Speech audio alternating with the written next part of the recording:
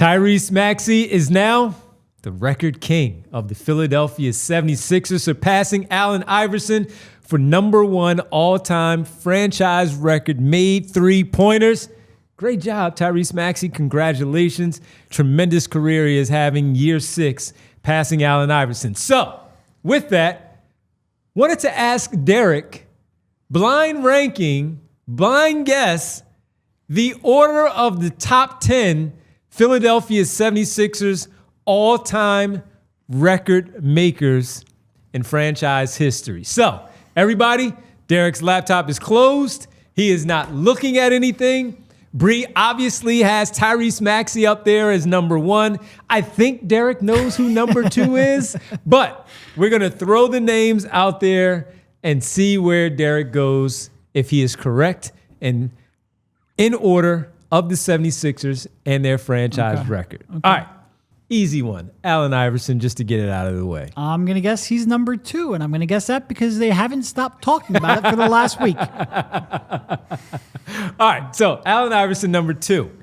Also on this list. Which is funny because he was the franchise leader in made threes, and that was the weakest part of his game, or at least the weakest part of his offensive game. But obviously he had the ball a ton. He was here a long time, played 40 minutes a night, and took a ton of threes. Yes. I think Kyle said it, and I haven't gone and checked it, but I think Kyle said that Tyrese passed him while taking 500 fewer attempts. All right. Also, let me know if you're surprised at any of the names that do come up. I'm sure I will be. I swear to God, if there's a Spencer Hawes on here. Hersey. Okay. Hersey Hawkins is on the list. Where is he? So I remember looking this up recently. Obviously, he played here a decent number of years. What was he? Maybe 6 or 7 years? And played a lot of minutes. Good score for a long time. But I remember looking it up not too long ago. He didn't shoot nearly as many threes per game as you would think because he was one of the best shooters in the league. Yep. It's just at that time, the best shooters in the league were taking 2 or 3 a game. I'm going to guess he is 8th. You are correct. Oh, wow.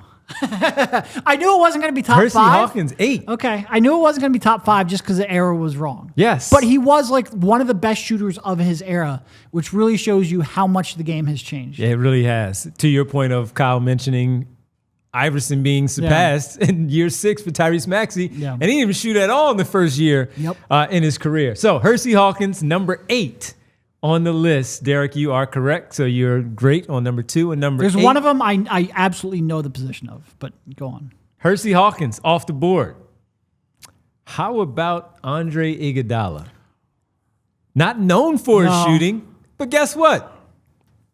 Might be in the top 10. Well, I'm guessing if you're giving me his name, he's in the top 10. I don't think it's going to be top 5 because I have a pretty good idea who 3, 4...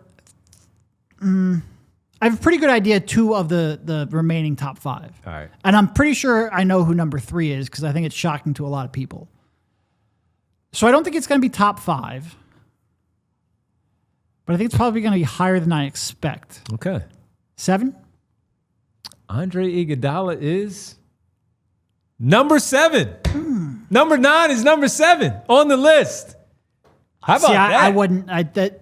That is a little bit surprising to me. I didn't think he would be 9 or 10 just because he played in a somewhat recent era and played obviously a lot of minutes. So I thought he would be a little bit high. But if you just would have told me earlier that Andre Iguodala is 7th in franchise history and made threes, I mean, first of all, it shows you that there haven't been that many great three-point shooters. And most of the great three-point shooters weren't here very long, right? JJ was 10 times the three-point shooter that Iguodala was, but JJ was here a short time. All right, real fast. And what hundreds is Andre Iguodala in terms of made?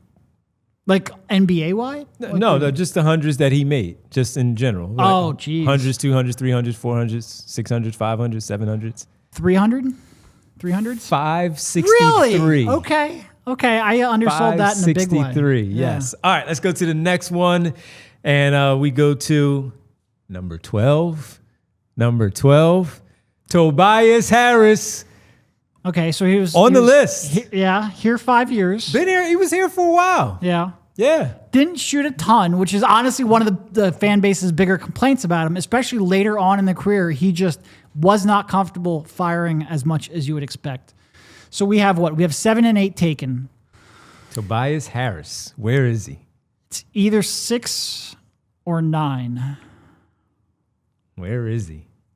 Tobias Harris. Okay, 5 years. Guessing he made about 2 per game.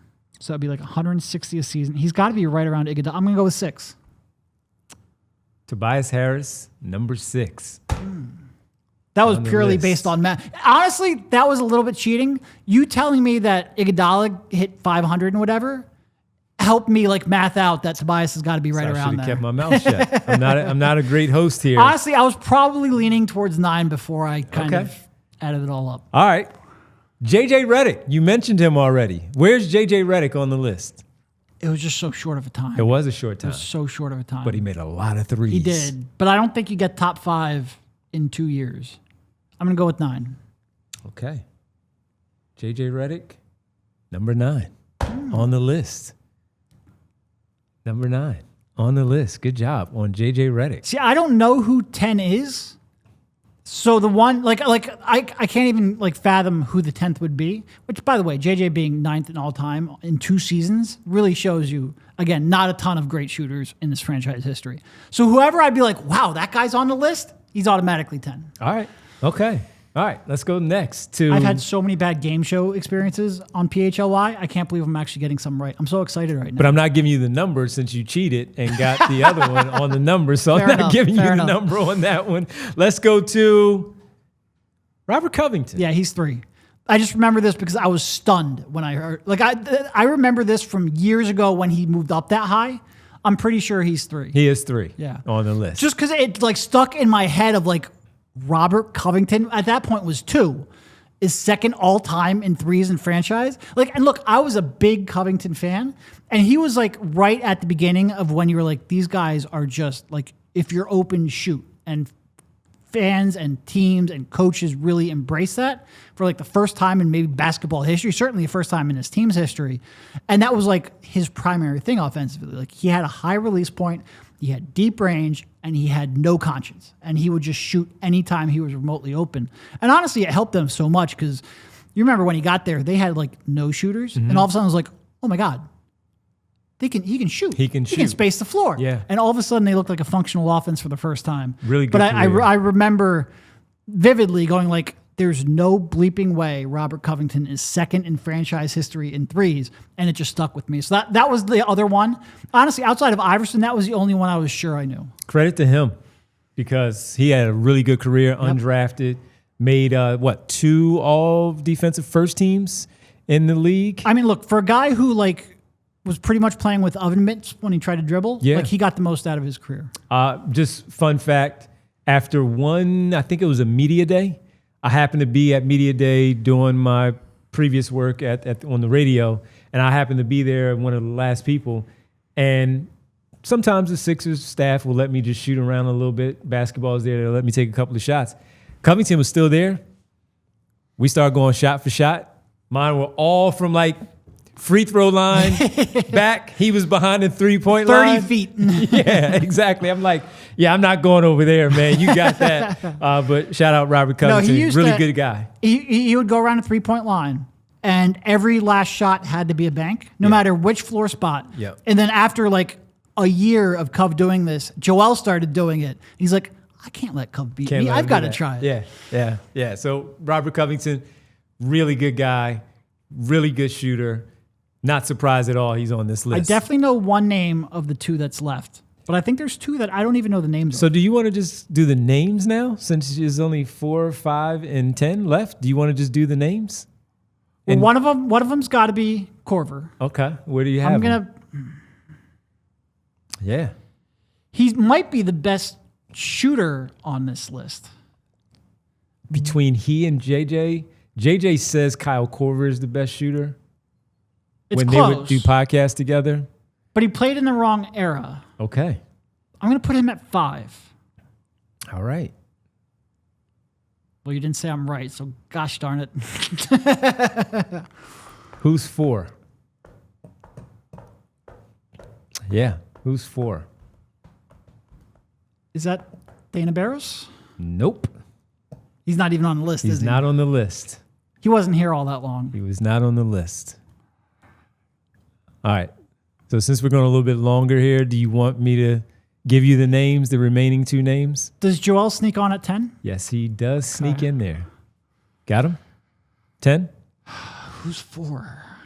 This is now, I got so close to having a perfect, which I know I don't because you didn't say Kyle was right at 5. So I know I'm at least getting 1 wrong, but I was so close. And now I'm completely blanking on 4. The people that are listening to this are like, this name. This is gonna piss me off so much. You have no idea. And honestly, as the pressure builds up, I'm probably getting worse. This is a good one, Bree. I love it. Who the heck is 4? You mentioned his name already in the Did I? in our post game show that we did. You mentioned his name. I mentioned his name in Yes, the you did. post-game show. Yes, you did. Who the heck would I have been talking about in the post-game show? Bree, we got him.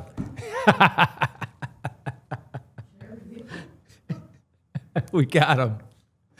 I mentioned his name and I'm blanking on his name. What the heck is wrong with me? Yeah.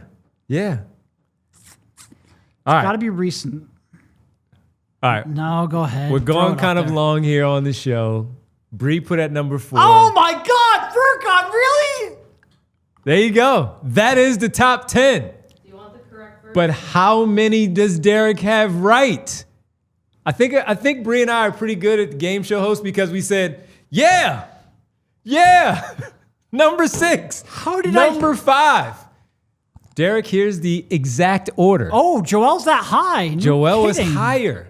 Tobias is higher than you Okay. had him. Okay. Furkan lower than Okay. you had him.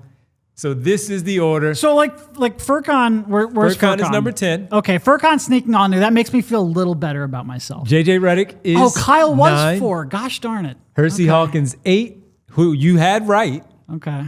and Andre So you just Iguodala started 7. you just started lying to me about me being right on the placement. Yes, because it's Okay. a guessing game. Okay. Yes. Fair Joel enough. Embiid 6, Well played. Tobias Harris 5, Kyle Korver 4, Robert Covington 3rd, I should have put Kyle 4. That's the one that's going to Allen really piss me Iverson, and the new king, Tyrese Maxey. off. I had Tobias at the right spot, right? No, you had him at 6. Oh, okay. Yeah, you because had him at I put 6. him 1 ahead of Iguodala. Yeah, you did. Yeah. Yep. So, good job, though.